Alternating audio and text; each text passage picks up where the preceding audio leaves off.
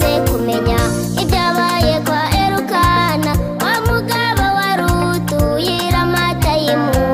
Yashatse umugore mwiza cyane witwaga Hana, bari bakundanye ndetse banabyumva kimwe. Ariko hano uyu yagendanaga ikigufa, yagihawe n'Imana ngo ahora akiguguna. Yarafite muke wawe witwaga Penina, yamubabazaga iteka ku manywa na nijoro. Hana agahora asenga Imana yo mu ijuru, aguma mu murango ngo itaza ikamubura, maze ategereza gutabarwa ku Misiyoni. Igihe kigeze nayo irihagurukira.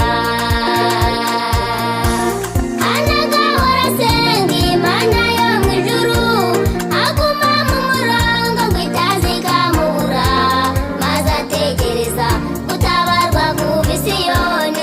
Igihe kigeze nayo irihagurukira.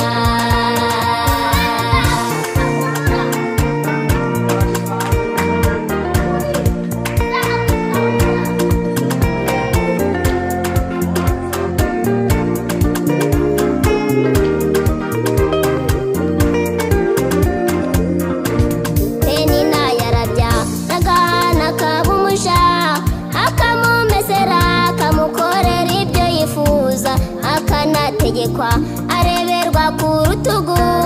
Hana agakomeza kuguguna iki kigufa, yamara gukora akazamuka umusozi, afite umubabaro umushenguye umutima.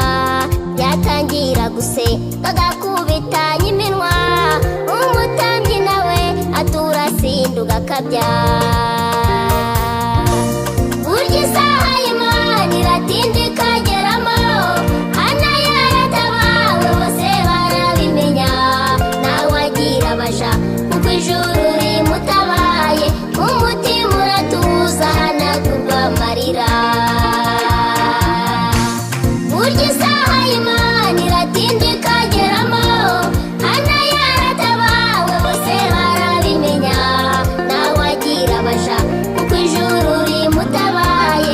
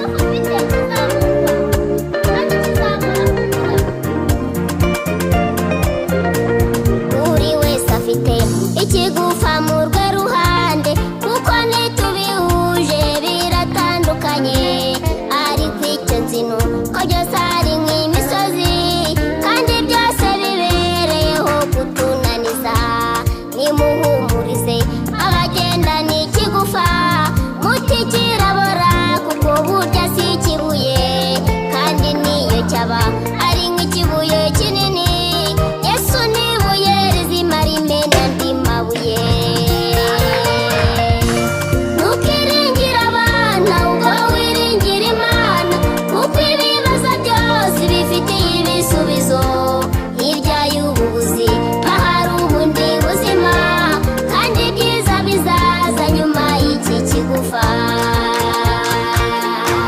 Ntukiringire abantu ngo wiringire Imana, kuko ibibazo byose bifitiye ibisubizo. Hirya y'ubu buzima hari ubundi buzima, kandi ibyiza bizaza nyuma y'iki kigufa.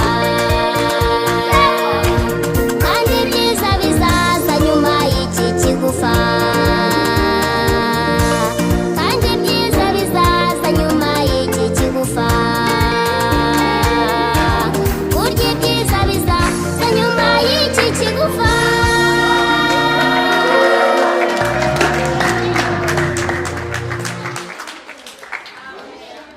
Haleluya.